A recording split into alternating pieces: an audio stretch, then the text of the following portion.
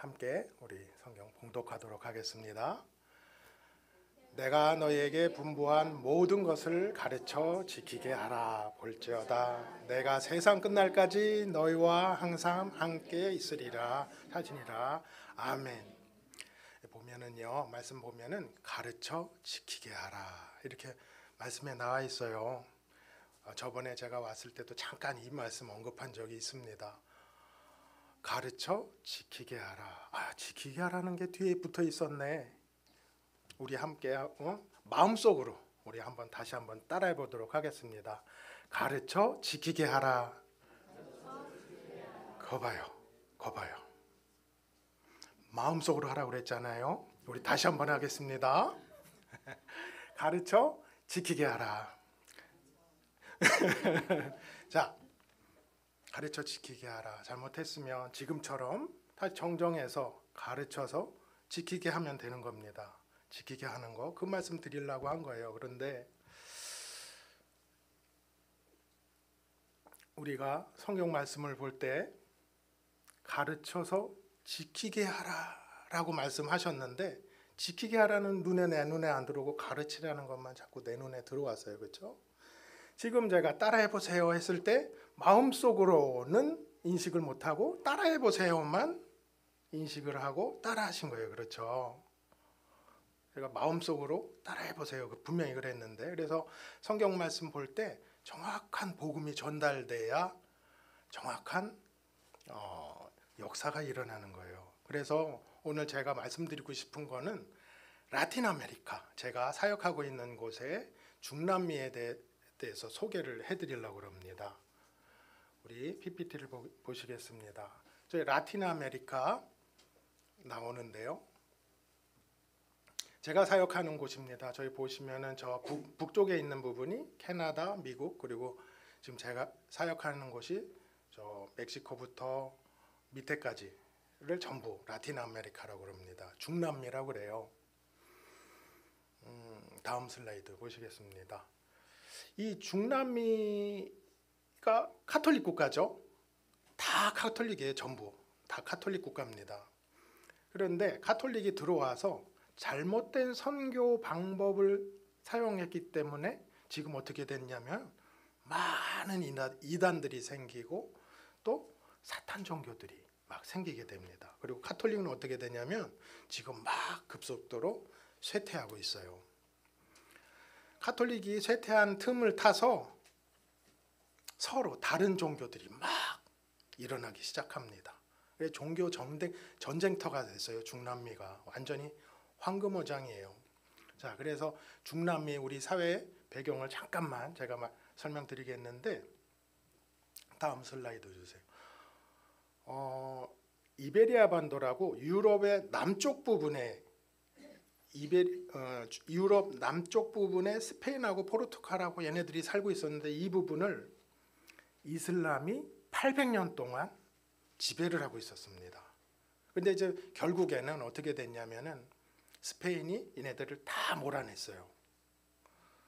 그런데 다 몰아냈는데도 자기가 불안하니까 자기가 세력을 확장을 하는 겁니다. 자기 동맹들을 찾아서 만들려고 세력을 확장하면서 다른 대력을 발견하게 됩니다. 그때 유명한 사람이, 우리가 아는 사람이 있어요. 그때 역할을 했던 사람이 누구냐면은 콜럼버스라는 사람 아시죠? 신대륙을 발견했던 거예요.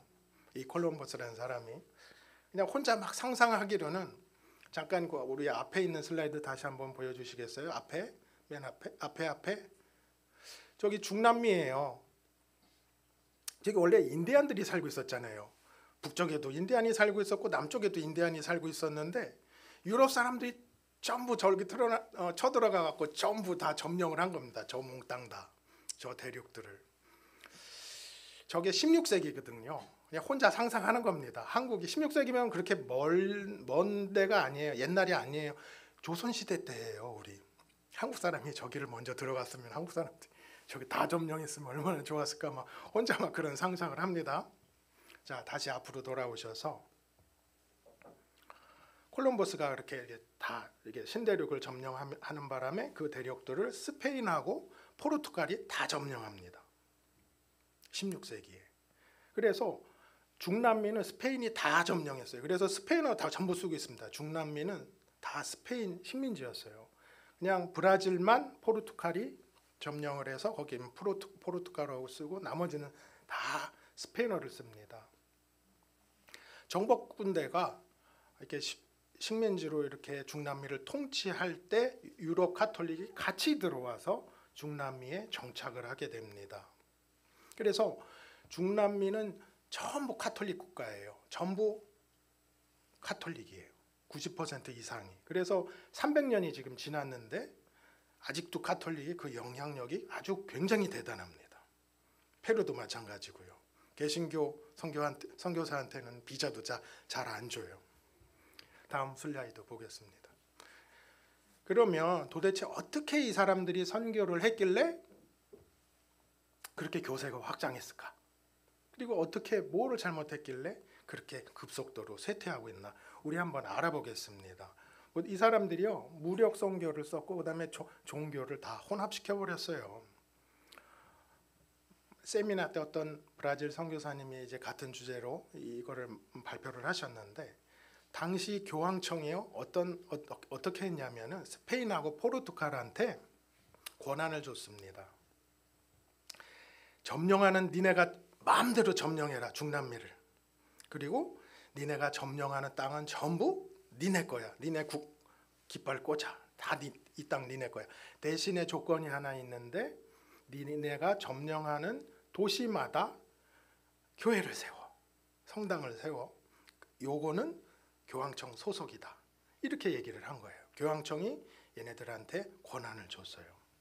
그래서 중남미 여행하다 보시면 도시마다 다 가운데에는 전부 성당들이 있어요. 다음 슬라이드 보시죠. 그래서 처음에 가톨릭이 들어올 때 점령 군대하고 같이 들어왔습니다.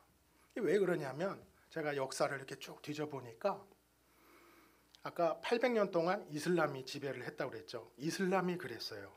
이슬람이 다른 나라를 침공할 때 어떻게 하냐면은 사신을 보내요. 사신을 보내서 야 니네들 개종해. 전부 이슬람으로 바꿔.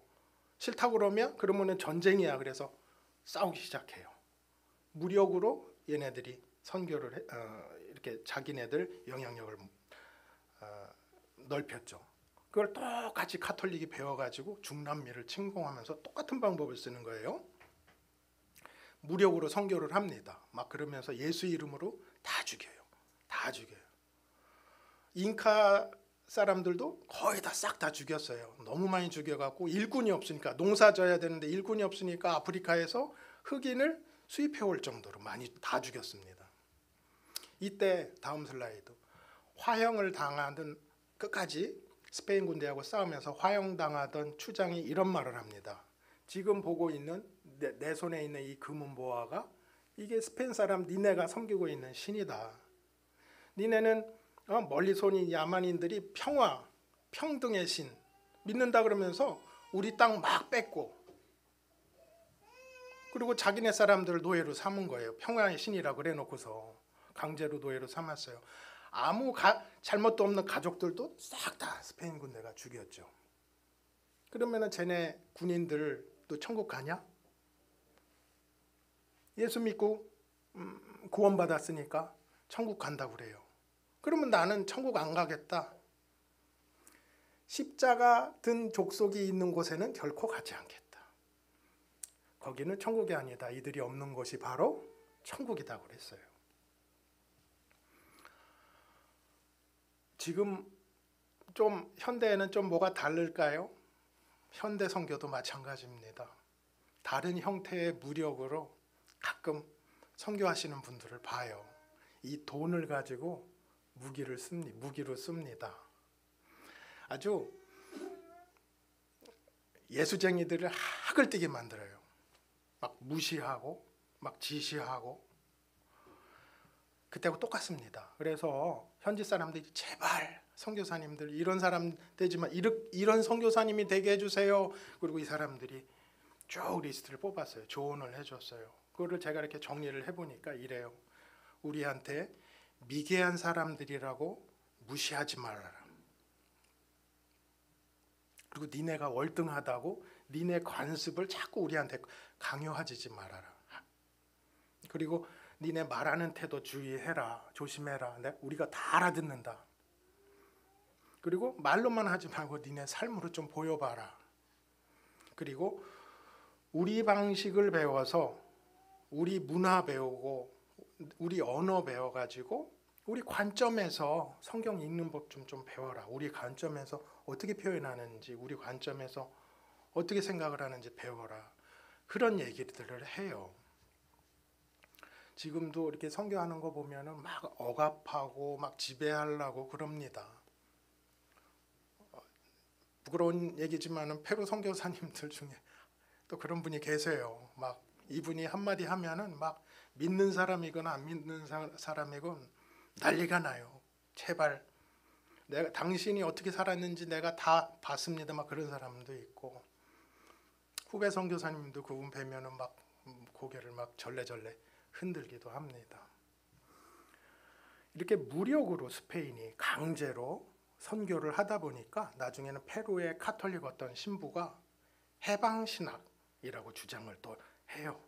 그래서 또 억압에서 해방시키는 게 하나님의 영광을 드러내는 거다 그러면서 혁명운동을 하게 됩니다. 이제 그런 무력 선교를 하면서 이런 부작용들이 나오게 되죠. 다음 슬라이드 보시겠습니다. 또 어떤 일이 있냐면 선교하면서 우리 보통 어떻게 해요? 우상들을 없애죠. 선교사가 우상을 못 갖고 없앱니다. 그랬더니 이 원주민들이 어떻게 하냐면 우상을 다 선교사들이 없애버리니까 교회 안에 이 자기 우상들을 갖고 들어와요. 그래갖고 막 이런데 어디다가 숨겨놔요. 막 마이크 뒤에다가. 알고 봤더니 자기 우상들한테 제사 지내고 있었던 거예요. 그래서 이거 어떻게 하면 좋냐? 그래서 카톨릭에서 어떻게 하냐면 기독교의 조각들이나 그림 같은 거를 만들어줘서 우상 대신에 이거를 써. 그래서 나눠줘요. 그리고 어떤 일이 있었냐면 자기 인디오 신들, 그러니까 우상 신을 카톨릭 안으로 흡수를 해서 성인으로 만들어요. 여기 십자가 보시면 십자가하고 그 사람들 우상들하고 교묘하게 섞여 있죠? 저런 식으로 막 섞어 놓는 거예요. 카톨릭하고 원래 있었던 토착 종교하고. 그래서 중남미에서는 십자가를 쓰지 않습니다. 개신교는. 십자가 있는 거는 전부 다 카톨릭이에요. 십자가를 절대 사용하지 않아요. 이게 또 하나의 우상이 된다고 사용하지 않습니다. 다음 여기 그 더 전서 보면은 저기 과달루페의 성모라는 그림이에요. 굉장히 중남미에서 유명한 그림인데 뭐냐면 마리아가 나는 하나님의 어머니다 그러면서 자기네들 아스텍 성전에 나타났대요. 그러니까는 이 원주민들이 다 막 몰려들기 시작하는 거예요. 그리고 나서 저 그림을 그렸어요. 원래 있었던 토착 신하고 카톨릭 마리아하고 합친 거예요.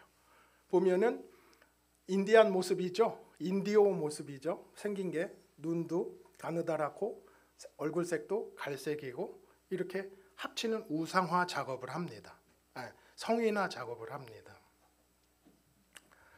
페루에도 마찬가지죠. 디오스 때 마드레 그래가지고 뭐 하나님의 어머니 막 그런 막 이단 종교들이 막 점점 막 커지고 니뇨 데 디오스 그래가지고 아기 예수를 또 섬기는 카톨릭이 변질된 카톨릭이 활동을 합니다. 또 뭐 하늘의 신, 땅의 신 뭐 그런 이제 막 변질된 카톨릭이 많아요. 이런 식으로 토착 종교하고 카톨릭이 결합을 합니다. 그래서 그렇게 해서 카톨릭이 중남미에서 교세가 확장됐던 거예요. 근데 이게 무슨 선교냐? 이게 무슨 선교예요, 그렇죠? 이것 때문에 막 복 받는다고, 복 준다고 막 우르르 몰려들고 막 기복주의 신앙도 심해지고 점점 변질되면서 결국에는 사탄 종교들이 생겨납니다. 다음 슬라이드 보시겠습니다. 이게 멕시코에서 굉장히 요새 활발하게 하고 있는 그 산타 무에르테라는 죽음을 관장하는 성인이에요. 죽음을 관장하는 멕시코 신이었어요. 여신이었어요. 원래는 이 신한테 기도를 하면 살인, 마약 밀수가 성공을 한대요. 그래서 믿던 신이에요. 멕시코에서 믿던 신이에요. 응? 빈민층 사이에서 기도했더니 막 부자가 되고, 감옥에 기도했더니 감옥에서 빨리 출소하고, 병에서 죽을 병에 걸렸는데 낫고 그랬다고 막 유행을 합니다. 이게 엄청 커져갖고 막 미국까지 들어갔어요. 왜 멕시코 국경하고 미국하고 넘어가잖아요. 막 넘어가면서 이 종교를 갖고 들어간 거예요. 그러면서 엄청 확산이 되니까 어떻게 되냐면 마지막에 문화 행사로 정착했습니다. 죽은 자의 날 그러면서 11월 달에 아주 크게 행사를 해요. 그러다 보니까 저 왼쪽에 보면은 한국 방송이죠. 저 한국 방송이에요. 한국 방송에 엄청나게 광고가 많이 됩니다. 방송에도 많이 나와요. 뉴스에도 나오고 예능 프로에도 나오고. 그렇게 막 얘네들이 커지다 보니까 카톨릭에서 얘네들을 죽음의 신을 성인으로 인정을 했어요. 성인이라고. 이 말이 되나? 성인으로 인정해야 됐습니다. 또 11월 달이면 또 페루에서도 이런 죽은 자의 날이라고 이렇게 공휴일이 또 있습니다. 이게 자꾸 커지다 보니까 이렇게 디즈니 만화도 나왔죠. 그리고 저기 보면은 뭐예요? 저거 교회 안에 막 이상한 저런 해골 바가지 같은 것들 막 세워놓고 이상해집니다. 막 그냥 짬뽕이 되는 거예요. 이제 결국에는 근데 우리 다니엘 기도에 얼마나 감사한지 몰라요. 딱 맞게 11월 달에 얘네들 행사할 때 우리는 전 세계적으로 기도합니다. 하나님이 너무 기뻐하시는 일이죠. 이런 혼합주의들하고 복음주의가 계속 부딪힙니다. 그렇게 페루에서는 우리가 들어보지도 못한 성인들, 아주 중남미의 몇백 종류의 이런 성인들이 있는데 이거 전부 다 사탄 숭배자로 이렇게 바뀌는 거예요. 막 추장의 딸을 성인으로 추대하자. 그래서 성인이 되고, 또 뭐예요? 그 독재에 저항했다고 성인이 됐어요. 또 어떤 사람이. 그리고 요새는 어떤 일이 있냐면 인플루언서, 인터넷에서 선한 영향을 끼쳤다고 성인이 됐어요. 그 사람도. 또 이해가 안 가요. 하여튼간. 그리고 중남미에는 지금도 여전히 정령술이나 강신술 막 이런 거 여러 단체들이 이거를 카톨릭하고 합쳐가지고 지금도 로마 교영청에다가 우리도 성인으로 받아들여 달라고 막 지금도 요구를 하고 있습니다. 중남미에서 영적인 문제가 생겼을 때 예전에는 무당들이 이런 일들을 했죠. 무당들이 그런 일들을 했습니다. 페루 쿠스코에도 6월달 7월달이면 전국에 있는 무당들이 다 몰려와요. 무당 마을이 있어요. 거기서 점을 봐요. 그리고 행사를 해요. 얘네들이. 그리고 막 잉카 축제도 합니다. 브라질에 오순절주의가 있어요. 신오순절주의라고 있어요. 이 단체에서 기존에 있는 무당들을 전도를 했어요. 그런데 정확한 복음을 배우지 못했기 때문에, 전달하지 못했기 때문에, 정확한 신학을 하지 않았기 때문에 이 무당들이 예전에 하던 일 그대로 하는 거예요. 교단에 들어와서. 그래서 어떻게 돼요? 기독교 무당이 되는 거예요. 그런 일들 계속하고 있습니다. 기복주의 신앙하고 합쳐져 가지고 브라질에 가보면 솔로몬 성전이라고 똑같이 지어놨어요. 엄청나게 크게. 그리고 입장료를 내고 예배를 드려요. 그리고 거기 법궤가 있어요. 법궤를 만들려면 얼마 정도 이상의 헌금을 해야만 만질 수 있어요. 법궤 만지면 복을 빌어줘요. 또 여기서. 이런 게 막 유행을 합니다. 이것 때문에 또 중남미에서는 성령의 역사를 무조건 반대하는 교단들이 생겨났어요. 이해가 가죠. 왜 그렇게까지 반대를 하는지. 다니엘 기도회 협력교회 현지 교회하고 같이 제가 막 하면서 현지 교회에 가가지고 제가 찬양 인도를 했습니다. 근데 나중에 장로님이 이렇게 오시는 거예요. 끝나고 나서 우리 교회에서 그렇게 찬양하면 안 돼. 손 들고 찬양하면 안 돼.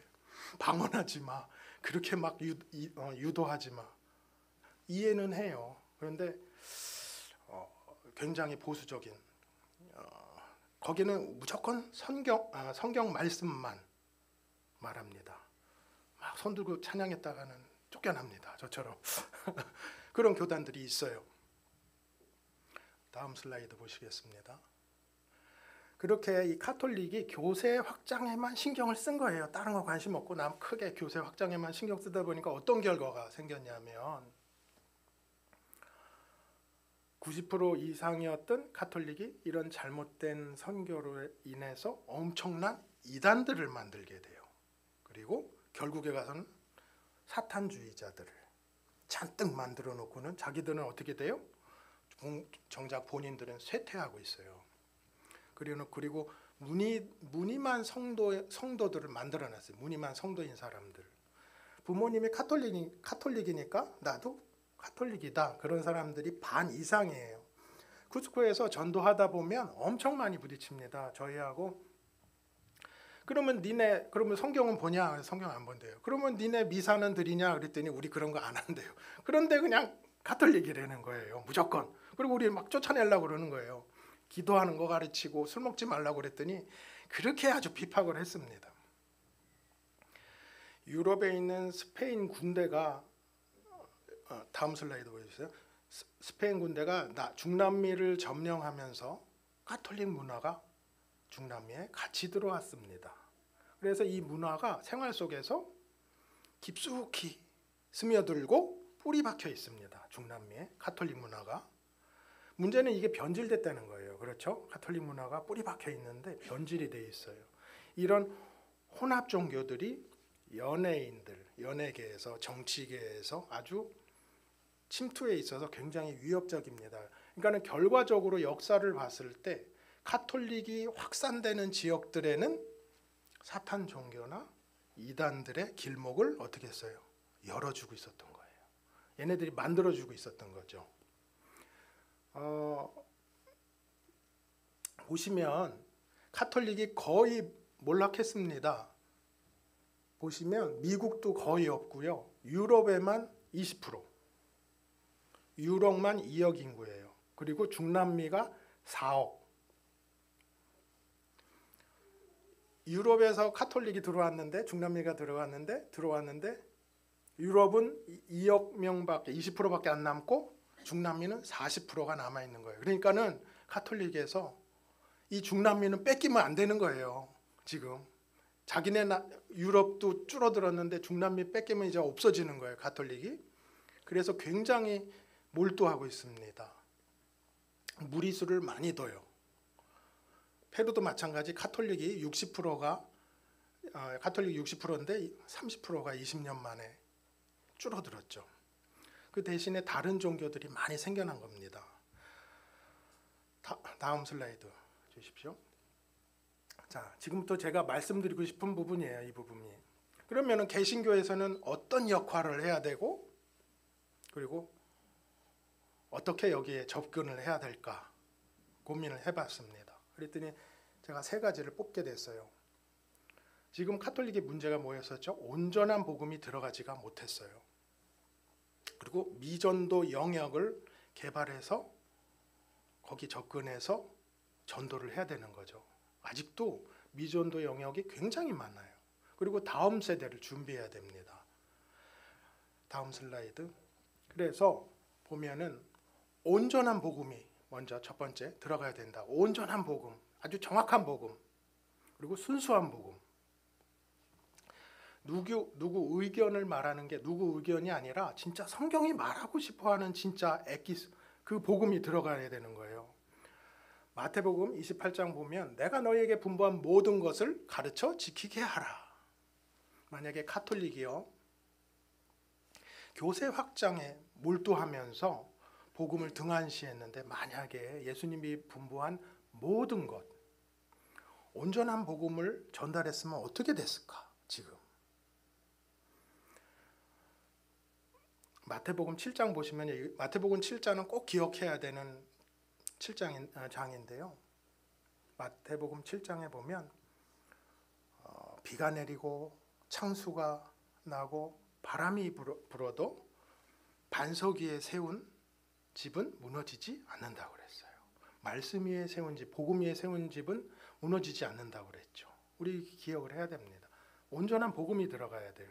그래서 성경에서 정말 말하고 싶어하는 핵심 복음, 진짜 그것만 뽑아내서 기본 신앙 교재가 나오게 됐습니다. 그래서 변하지 않는 하나님의 절대 원칙, 이거는 진짜 안 바뀌어. 하나님의 원칙, 이것들이 필요해요. 이 원칙들을 모아놨는데 저희 동네는 워낙 기초가 없습니다. 신앙에 기초가 없기 때문에 신앙을 탄탄하게 다져줄 이런 기본 교재들이 필요해요. 어느 정도 수준이냐면 어떤 성도가 울면서 저한테 왔어요. 그 교회가 너무 힘들게 해서 나오고 싶은데 목사님한테 상담을 했는데 목사님이 우리 교회에서 떠나면 저주 받을 거다. 그래서 그게 무서워서 못 떠나고 있는 거예요. 사람들이 순수해요. 아직도 그런 교회들도 있습니다. 그러면은 그렇게 성경 교재가 아주 발달한 한국은 신앙이 어떨까요? 한번 제가 생각해 봤습니다. 내가 명한 모든 것을 가르쳐 지키게 하라. 그래서 많은 사역자들이요 전하고 가르치는 거 참 잘하게 됐습니다. 그렇죠? 그런데 지키라는 말씀이 이 말씀 뒤에 있었던 거예요. 우리 아까 처음에 시작할 때 한번 연습해 봤잖아요. 지키게 하라. 이 부분 놓치게 되면 어떻게 돼요? 아까 화형당했던 추장했던 말 손가락질을 받아요. 그렇게 이 지키게 하라를 못하면 세상 사람들이 손가락질을 해요. 그 추장이 죽으면서 했던 말이에요. 난 십자가 들고 있는 종족 있는 데는 절대로 가지 않겠다. 그렇게 돼요. 저기서 가르치라는 말이 더 중요할까요? 지키게 하라는 말이 더 중요할까요? 가르쳐서 이거를 지키게 하라. 공동 번역하고요. NIV 버전 성경을 보면요. 이렇게 표현하고 있습니다. 내가 너희에게 명한 모든 것을 지키도록 가르쳐라. 그냥 가르치는 거하고 지키도록 가르치는 거는 완전히 다른 거잖아요. 그렇죠? 지키도록 가르쳐라 이렇게 표현을 해요. 지키도록 가르쳐라. 이 말이 뭐예요? 양육하라는 말이에요. 양육하라는 거. 가르치라는 거는요. 선생이면 누구나 할 수 있어요. 그런데 양육하는 거는요. 아비의 마음을 갖고 있는 사람만 할 수 있는 일이에요. 데살로니가전서 다음 슬라이드 보면 데살로니가전서 1장 5절 말씀 보면 바울이 이렇게 얘기합니다. 우리는 여러분에게 복음을 말로만 전한 것이 아니라 능력과 성령과 큰 확신으로 전했습니다. 우리가 여러분과 함께 있을 때 여러분을 위해서 어떻게 생활했는지 여러분이 잘 알고 있습니다. 그래요. 바울이 어떻게 선교를 했어요? 가르친 사람이 먼저 그렇게 생활을 했어요. 삶으로 보였습니다. 그리고 또 어떻게 전했습니까? 복음을 확신으로 전했어요. 큰 확신으로 전하였습니다. 이 말씀 무슨 말이에요? 자기가 먼저 체험했단 말이에요. 체험하고 자기가 경험해보고 깨달아보고 그리고 확신하는 거를 전달한 거예요. 그러니까 그래야 전할 수가 있는 거죠. 그래야지 영향력이 있는 거예요. 그렇죠?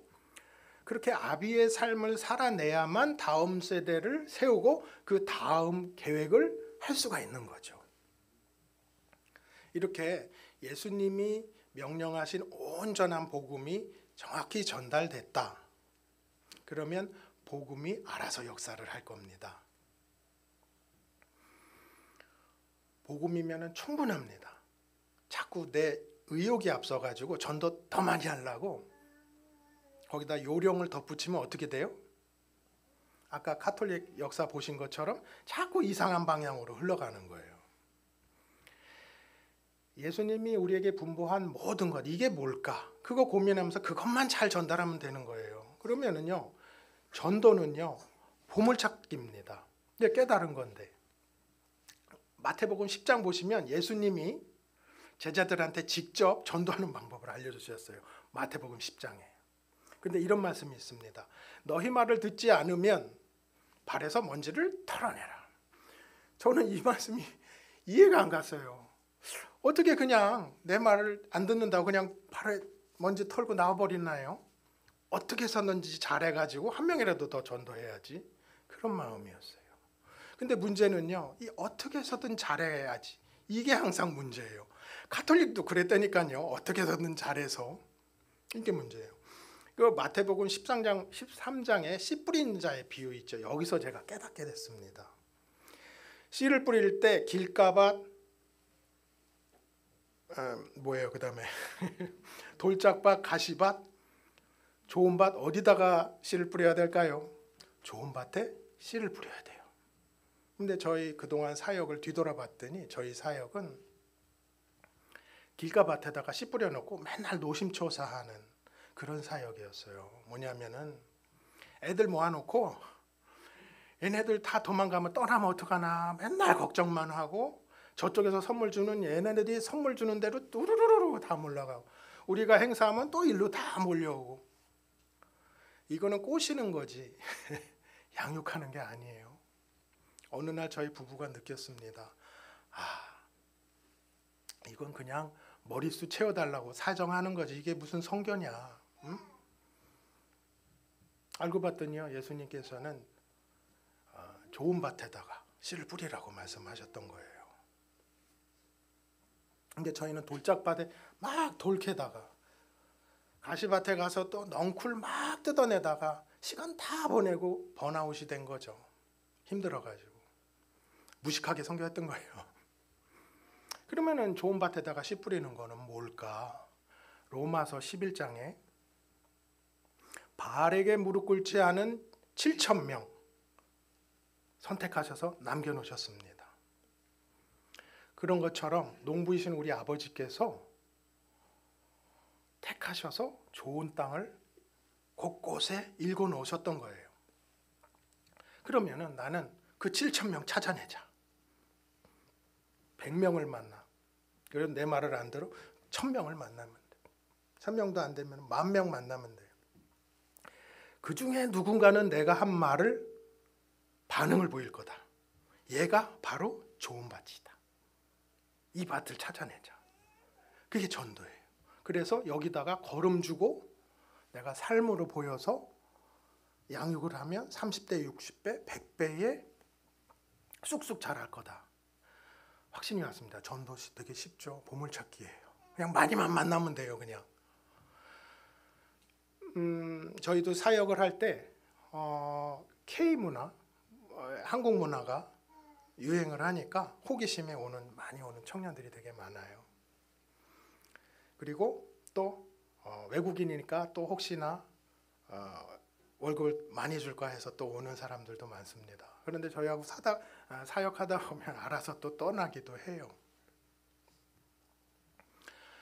받아들이지도 않고 말도 듣지 않거든 네 발의 먼지를 털어내라. 이 말씀이 이제는 이해가 갑니다. 왜 예수님께서 그런 말씀을 하셨는지. 근데 특별한 경우도 있어요. 저희 선생님처럼 같이 동역하시는 목사님인데 이분은 술 먹고서 2차 가려고 2차 갔다가 파킹할 데가 없어갖고 이렇게 보니까 교회 앞에 주차장이 있는 거예요. 그래서 거기다가 주차를 했어요. 2차 가려고. 그런데 교회 안에서 막 하도 시끄럽게 하니까는 호기심에 뭐 하나 그러고 이렇게 교회 문을 열었다가 하나님한테 콕 잡혀가지고 목사가 됐어요. 강권적으로 하나님이 역사하시는 경우도 있습니다. 우리 청년 여러분, 페루 쿠스코에 한번 와보시기 바랍니다. 그냥 단기 선교나 이런 거 말고 그냥 마추픽추도 유명한 데니까 그냥 호기심에 한번 살짝 한번 선교하려고 오는 게 아니라 그냥 구경하러 그냥 한번 살짝 한번 와보시기 바랍니다. 아멘. 자, 다음 슬라이드 보시겠습니다. 미전도 종족. 미전도 영역이 많아요. 보면은 파라과이는 카톨릭이 90%예요. 아직도. 파라과이는 아직도 카톨릭이 많습니다. 그리고 멕시코는 개신교가 5%밖에 안 돼요. 그리고 우루과이는 안 믿는 사람들, 무교 관심 없는 사람들이 50%예요. 아직도 남미에는 할 일이 많죠. 선교사들이. 그리고 페루도 마찬가지입니다. 카톨릭이 60%, 무교가 20%. 무교가 아니라 저거는 이제 다른 종교예요. 다른 종교. 선교사가 할 일이 많아요. 아직도. 이런 곳에 하나님의 마음이 있지 않을까, 하나님의 마음이 저기 계속 쏠려 있지 않을까 생각합니다. 지역적으로 접근하기 힘든 곳, 그런 걸 이제 그런 곳에 미전도 종족이 많이 있죠. 생활하기 힘든 오지 같은 곳에 이런 미전도 종족이 있습니다. 저희가 사역하는 고산지대나 아니면 정글 같은 지역이에요. 16세기에 그 카톨릭도 마찬가지로 수도사들을 선교사로 파송했어요. 이렇게 험한 곳에 이 사람들을 파송해서 교회가 생기면 로마 교황청에서 사제들을 보내요. 사제들을 보내서 통치하고 관리했습니다. 또 지역적으로 또 도심 안에 있지만은 또 미존도 종족이 있습니다. 뭐냐면 마음이 닫혀 있는 사람들, 그 사람들이 모여 사는 곳들이 있어요. 잉카 무당들 모여 사는 것, 그리고 박해가 심한 곳이 있어요. 막 카톨릭이 아주 강한데, 이건 미존도 종족이에요. 그리고 또 도심 안에 있으면서 관심 없는 사람들이 모여 사는 곳도 많습니다. 예를 들어서 러시아나 일본 사람들이 이민 왔어요. 이 사람들은 문화가 그렇기 때문에 관심이 없어요, 아예. 그리고 또 청각장애인, 이분들도 미전도 종족에 속합니다. 그리고 다음 슬라이드, 저희가 하는 아동사역 있잖아요. 이것도 미전도 종족에 포함될 수 있습니다. 왜냐하면 아직 하나님을 모르는 새로운 아동들이 계속 생겨나요. 애기죠. 계속 새로 태어나니까 계속 개척해야 되는 거예요. 그런 영역입니다. 우리 현직교회 보면요, 예배 시간에 애들이 자꾸 방해를 하니까 그냥 한쪽에다가 몰아놓고 율동만 가르치는 수준이에요. 현직교회에서 안 하니까 선교사가 해야 되는 일입니다. NGO 단체들이 그래요. 옛날에는 아동 후원이 막 인기가 많아서 좋았었는데 이제는 한물간 프로젝트래요. 근데 아니요. 이거 엄청 여전히 중요한 사역입니다. 다음 세대를 세우는 일이고 미래를 준비하는 일이에요. 역사적으로 중남미가 혼란스러웠지만 미래는 우리가 붙잡아야 됩니다. 씨앗부터 건강하게 키우는 이 일인데요. 이거 개신교회에서 아주 적극적으로 해야 됩니다. 그래서 저희는 잉카 언어로 씨앗이라는 뜻의 무후 아동센터를 운영하고 있습니다. 어떻게 하면 이 신앙을 우리 애들한테 잘 전할 수 있을까? 온통 여기에 신경이 집중되어 있습니다. 이거는 하나님을 먼저 만난 우리들의 책임이고 의무예요. 하나님 만나보니까 그 어떤 것보다 하나님을 먼저 만나야 되겠더라고요. 만나보니까 알겠습니다. 만나보니까 하나님 만나는 게 제일 우선이라는 걸 알게 됐어요. 근데 사람은요, 암만 설명하고 말로 해봐야 직접 경험하고 확인하지 않으면 믿지를 않아요. 저도 그랬습니다. 예수님 옆구리, 상처난 이 옆구리 손가락으로 콕 쑤셔봐야 믿어요. 어른이건 아이건 마찬가지입니다. 이게 열매가 맺어지기까지는요, 시간이 걸려요. 봄, 여름, 가을, 겨울, 철이 들어야 열매가 맺는 거예요. 그렇죠? 근데 말로는 한계가 있습니다. 지금 생각해 보니까 왜 이렇게 어렸을 때 그렇게 주일학교가 재미가 없었는지 이렇게 지루했는지 몰라요. 하나님 말씀, 그때도 그러고 지금도 마찬가지지만 하나님 말씀을 꼭 이 학교에서 가르치는 것처럼 교실에다가 잡아놓고 막 그렇게 가르쳐야 되나, 그 생각이 들어요. 그래서 바라기는 아동사역 이제 전문가들이 많이 양성돼서 패로에 저 좀 도움을 받았으면 좋겠어요. 진짜로. 어떻게 하면 애들이 지루해하지 않을까. 그런 사역자들이 많이 양성됐으면 좋겠습니다. 다음 슬라이드. 그래서 소망하기는 쭉 제가 소망하는 거 한번 나열해봤습니다. 기도 제목인데요. 우리 애들이 정말로 우리가 했었던 그런 시행착오 하는데 시간 너무 많이 보내지 말고 빨리 하나님 만나서 하나님하고 누리는 시간이 좀 더 많아졌으면 좋겠어요. 하나님하고 그 생활을 누려보니까 이게 너무 행복한 거예요. 그거 얘네들이 더 많은 시간을 좀 누려봤으면 좋겠고, 하나님을 인격적으로 진짜 빨리 만났으면 좋겠고, 또 그리고 하나님에 대한 목마름이 계속 하나님 목마름이 생겼으면 좋겠고, 또 하나님한테 항상 제가 우리 아이들을 위해서 기도하는 겁니다. 우리 애들이 하나님을 막 기뻐했으면 좋겠는 거예요. 하나님을, 우리 애들이. 그리고 하나님도 얘네들 보고 막 기뻐하셨으면 좋겠는 거예요. 이 기도 제목이 있습니다. 다음 우리 사역지입니다. 저희 동네 첫 번째 사역지 왼쪽 위에 보면 동네 길거리 모습이고요. 오른쪽은 이제 공부하기 전에 잠깐 기도하는 거 사진, 또 식사하는 사진입니다. 다음 슬라이드. 요거는 이제 어른 예배 드리는 사진이에요. 어른 예배 드리는 사진이고, 위에 게 아래 거는 두 번째 사역지 방과후 학교 여러분이 후원해 주셔서 아주 잘 센팅이 됐습니다. 다음 슬라이드. 의료 선교하는 사역이에요. 현지 의사들이 자기네들이 공동체를 만들어서 저희 사역지에 왔습니다. 그래서 의료 선교하는 사역이고, 전도하는 사역, 또 전도하는 모습이고, 또 마을에서 이장단 마을 임원들한테 가장 가난한 사람들 니네가 뽑아라. 그래갖고 저희가 생필품을 전달을 합니다. 그러면서 전도하는 거예요. 다음 슬라이드. 네. 그래서 저희가 어떻게 사역을 하냐면은, 저희는 학교 갔다 오면 일단 선생님들이 숙제부터 시켜요. 숙제부터 니네 먼저 해라. 그리고 숙제가 없는 애들은 나가서 축구를 하든 뛰어놉니다. 그리고 다시 모여서 예배 드려요. 잠깐 예배 드리고 식사 같이 합니다. 이렇게 끝납니다. 그런데 저희가 하는 동네가 빈민촌이잖아요. 그러니까 이사를 자주 와요. 또 일거리 찾아서 또 이사도 자주 나가요. 그러다 보니까 키워놓으면 나가고 뭐 이럽니다. 이 부모님들이 새벽같이 일어나서 이제 시장에 나가서 일하거나 막노동을 하는데요. 애들을 데리고 나가는 경우도 있어요. 그래서 시장 가보면 포대기에 쌓인 애들도 있고 애들이 엄청 많습니다. 여기도 또 사역지예요. 그래서 그리고 새벽같이 나가니까 일하러 애들을 집에다 두고 문 걸어 잠그고 밥 해놓고 나가요. 그러면 애가 거기서 놀다가 지쳐서 자다가 또 일어나서 밥 먹고 그래요. 그래서 밥 해놨다고 그래서 뭐 해놨나 그러고 이렇게 들여다봤더니 맹물에다가 국수 삶아놓은 거예요.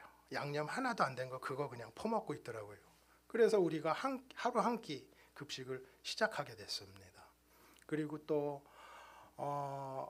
엄마가 스페인어를 읽을 줄을 몰라요. 그래서 숙제 봐주는 걸 시작했어요. 그냥 숙제만 봐줬는데 엄마들이 너무 좋아하는 거예요. 우리 애가 처음으로 숙제를 다 해봤대요. 그래서 너무 좋아하는 거예요. 또 숙제만 봐줬는데 얘네들이 성적이 오르는 거예요. 숙제만 다 해갔는데. 그러니까 또 너무 좋아하는 거예요. 또 어느 정도 큰 애들은 문 걸어 잠그지 않고 이제 학교 갔다 오면은 이제 밖에 어슬렁어슬렁 돌아다녀요. 길거리에 아무 할 일 없이. 그러면 이왕 놀 거면 우리 같이 놀자. 그래서 모여서 같이 놉니다. 놀 때. 그리고 시장에서 재래시장 가서 좀 저렴한 거 사다가 끓여서 우리 같이 먹자. 함께 먹자. 그리고 잠깐 우리 감사기도 하자. 그거 하는 거예요. 그런데요. 애들이 복음의 영향을 받습니다. 얘네들이. 가만 보면 우리가 할 일은 꾸준하게 정확한 복음을 전달하는 거예요. 그리고 가이드하는 겁니다. 야, 너 어떻게 오늘 말씀대로 살았냐? 대단하다. 힘들 텐데. 또 이 말씀은 어떻게 적용할 수 있을까? 생활 속에 같이 고민해보고 적용하는 거. 어느 땐 다 떠나고요. 3명, 4명 놔두고 앉혀놓고서 한 적도 있어요. 수영장 얘기한 적 있나요? 제가? 수영장? 우리 애들이 거기 추우니까 수영장이 없어요. 쿠스코에. 그러니까 사우나 시설이 있거든요. 사우나 시설 안에 이렇게 물놀이하게 좀 이렇게 들어갈 수 있게 조그만 수영장을 만들어놨는데 애들을 거기를 데리고 갔어요. 2시간은 우리가 막 수영장에서 놀다가 나오니까 사우나도 있고 막 그러니까 때가 둥둥둥둥 써 있습니다. 그랬던 애들이 이제 대학도 가고 또 결혼도 하고 또 선생님도 되고 그랬습니다. 그런데요, 어느 날부터 이게 너무 즐거운데 체력이 안 돼요. 체력이. 그래서 기도하기 시작했습니다. 하나님, 해야 될 게 너무 많은데 충전이 안 돼요. 충전이 막 힘이 붙여요. 또 고산이라 그런가 아침에 일어나면 숨도 막혀요. 막 숨 막히고 어떻게 해요? 어떻게 해요? 남들이 저보고 갱년기래요. 근데 갱년기 할 시간이 어디 있어요? 할 게 저렇게 얼마나 많은데 계속 기도합니다. 체력 좀 회복시켜 주세요. 체력 좀. 그게 저희 기도 제목이거든요. 근데요, 참고 하다가 이게 고산증이 한번 팍 터지면은요, 대책이 없어요. 그냥 철수해야 됩니다. 그래서 기도 부탁드리는 거는 고산증에서 건강 지켜주시기를 기도 부탁드립니다. 그러다가 요 근래에는 또 동역자를 위해서 우리가 기도를 하고 있습니다. 같이 할 사람이 많으면 그렇게 힘들지 않겠죠. 옛날에는 저희 부부가 재래시장 가서 막 그 시장 보고 박스 날라가지고 와서 밥하고 또 가르치고 다 했어요. 우리 둘이서. 지금은 이제 성사님이 있으니까 괜찮은데 그때는 그거 어떻게 했는지 몰라요. 둘이서. 그리고 예전에는 청년들하고 소통이 잘 됐어요. 이 청년들이 또 아동사역을 도와주게 했는데 청년들하고 소통이 잘 됐어요. 근데 이상하게 요즘에는 부모님들하고 더 소통이 잘 되는 것 같습니다. 얘네들이 점점 저를 불편해해요. 아, 사역이 때가 있구나. 때에 따라서 사역 대상이 달라지기도 할 수 있구나 알게 됐습니다. 예전에는요, 맘만 먹으면 청년들 전도할 수 있었거든요. 근데 감이 떨어지는지 그래서 기도를 합니다. 하나님, 동역할 청년 사역자를 보내주세요. 우리 여기 청년 여러분 계시죠? 와서 젊은 애들하고 같이 재밌게만 놀면 돼요. 그것만 하면 됩니다. 여기 혹시 제 얘기 듣고 자꾸 그 생각이 나거든 목사님한테 얼른 가서 즉시 주저하지 말고 목사님한테 가서 상담 받아보시길 바랍니다. 할 일이 너무 많아요. 페루에.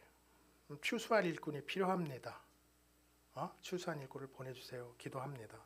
감사한 것은 이제 또 감사한 것은 전도할 새로 전도한 마을, 그때 좀 전에 사진 보셨죠? 제2 아동센터가 잘 세팅이 돼가지고 다음 사진인가요? 저 밑에 사진이에요. 세팅이 잘 돼가지고 후원을 해주셔가지고 그때 마을 사람들하고도 협력 관계 잘 맺고 있습니다. 마을에서 마을회관 마음껏 쓰라고 우리한테 제공을 해줬어요. 이런 마을이 흔치가 않습니다. 저 첫 번째 아동센터에서는 그렇게 핍박을 받았어요. 우리한테 렌트해주면은 렌트해줬던 그 주인 땅을 마을에서 막 뺏겠다고 막 그러고 또 그래서 우리가 한 마을 주변을 뺑글뺑글 동안 한 10번 이상은 이사를 했던 것 같아요. 또 정부 프로젝트 만든다고 우리 애들 다 데리고 가서 우리 센터는 못 오게 하고 막 그런 적도 있고, 하여튼간 이런 경험들을 토대로 이제 새로운 마을에서는 또 좋은 관계 형성하려고 노력하고 있습니다. 그러다 보니 결국에는 전도하려고 그러는 거잖아요. 우리가 아동센터가 목적이 아니라 아동센터라는 도구를 가지고 마을을 전도하는 게 목적이에요. 저희가 개신교가 알고 있으니까 카톨릭이 이제 반발을 좀 줄이려면 이런 것도 해야죠. 그래서 가끔 마을 모임이 있거나 또 마을 회관을 빌려서 행사를 하면 우리가 사역이 있는데 그날 사역을 해야 되는데 못하고 그냥 자리를 내줍니다. 그리고 또 주변에 공사가 있으면 공사 장비 막 있잖아요. 삽 같은 거, 뭐 곡괭이, 쇠, 파이프, 뭐 하여튼간 여기 구석에다가 또 이렇게 해줘야 돼요. 그럼 인부들이 왔다 갔다 합니다. 그리고 이 마을 회관이니까 사람들이 왔다 갔다 많이 해요. 그러니까 이제 중요한 기계 같은 거, 그다음에 소품 같은 거는 차에다 실어놓고 맨날 세팅합니다. 다시 해쳤다가 또 다시 세팅했다가. 그래서 또 기도합니다. 하나님 어떻게 해요? 또 마을 마을 임원들이 바뀌어서 또 나가라고 하면 어떻게 해요? 나가야 되는데 그냥. 아까 그 다음, 그런데 하나님께서 이 말씀을 주셨습니다. 하나님을 믿어라. 저한테 주신 말씀이에요. 너희가 기도하고 구하는 것은 무엇이든지 받은 줄로 믿어라. 그러면 그대로 될 것이다. 두 번째 말씀 또 주셨어요. 저는 저 말씀을 계속 쳐다보고 너무너무 좋아서 저 말씀 보고 있는 게 행복해서 한참 저걸 보고 있었습니다. 너희가 오늘 본 애국 사람을 영원히 다시 보지 아니하리라. 여호와께서 너희를 위하여 싸우시리니 너희는 가만히 있을지어다. 너무 좋아서 저 말씀을 계속 보고 있어요. 그리고 세 번째 말씀 주셨어요. 감사로 제사를 드리는 자가 나를 영화롭게 하나니 행실을 바르게 하는 자에게 내가 구원의 길을 보이리라 그러셨습니다. 말씀이 너무 좋아서 계속 보고 있었습니다. 저 말씀을 종합해 보면 이런 말씀이에요. 하나님 믿어라. 너희를 위해서 싸우시리니 너희는 구한 거 받을 줄 믿고 감사하고 있으면 구원을 보이리라. 이 말씀이에요. 아멘. 우리가 믿고 감사하기만 하면 됩니다. 행하신 일에 감사하는 게 아니에요. 행하실 일에 감사하는 겁니다. 그분을 신뢰하니까. 저 맨 마지막 보면요. 세 번째 말씀 보면은요. 범사에 감사하는 게 하나님의 뜻이라고 그랬잖아요. 감사하는 사람은 하나님의 뜻을 행하는 사람이고, 감사하는 사람은 하나님을 영화롭게 하는 사람이고, 감사하는 사람은 자기 행실을 바르게 하는 사람이래요. 그러니까는 감사로 제사를 드리면 내가 구원의 길을 보이리라 그러셨어요. 그러면 어떻게 해요? 매일 감사하면 어떻게 돼요? 매일 구원을 보는 거예요. 아멘. 범사에 감사하면 범사의 구원을 경험하게 될 줄 믿습니다. 아멘. 하나님이 일하십니다. 하나님 건강 주세요. 동역자 보내주세요. 사역할 공간 주세요. 기도를 했더니 하나님께서 일하십니다. 올해 오륜교회에서 저를 파송해 놓고 10몇 년 만에 처음 단기선교팀을 보내주셨어요. 너무너무 감사했습니다. 청년팀이 왔는데요.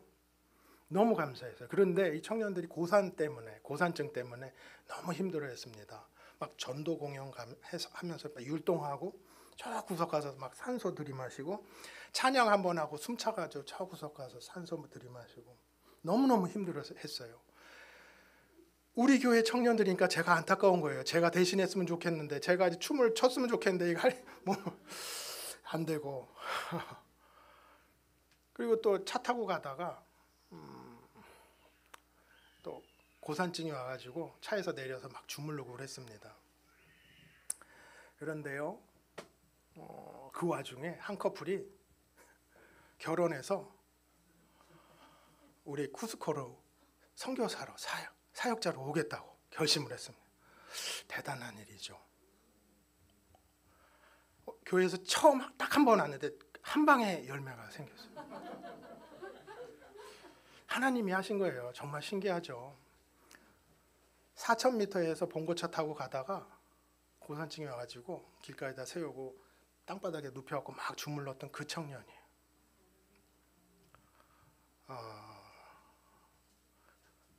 이 청년들이 결심을 했는데, 그러고 나서 제가 막 마음이 부산해지기 시작했습니다. 얘네들 뭘 도와줘야 될까? 얘네들 고산은 와서 적응할 수 있을까? 또 재정은 얘네 또 어떡하냐? 여기서 살아남을 수 있을까? 막 걱정이 되기 시작해요. 오기만 와봐라. 내가 다 도와줄 거니까. 막 그러고 있습니다. 3년 준비하고 온다고 그러는데요. 하나님이 이 청년들의 결심 받으셨으니까 이젠 주님께서 책임져 주세요. 기도 부탁드립니다. 또 저희 한국 나오기 직전에 마을 회의가 열렸습니다. 마을에서 제가 지나가면서 마을에 빈 땅 없냐 그랬어요. 응? 빈 땅 니네 우리 일하는 거 봤잖아. 빈 땅 없냐? 빈 땅 있으면 하나만 줘라. 한참 지났어요. 그리고 나서 그랬더니 이제 마을 임원들이 지네끼리 하다가 만장일치로 이렇게 통과가 됐대요. 근데 마을 전체 회의에 한번 물어봐야 된대요. 그리고 딱 깜깜무소식이에요. 1년이 또 지났어요. 저희 출발하기 일주일 전에 마을 회의가 열렸는데 목소리가 점점 커집니다. 막 싸우고 1시간 동안 막 반대 의견도 나오고 난리가 아니었어요. 왜 마을이장이 갑자기 강단에 싹 나타나더니 동의하시는 분 박수 치세요. 막 박수 가결됐습니다. 꽝꽝꽝 그러더니 날림으로 끝내버리는 거예요.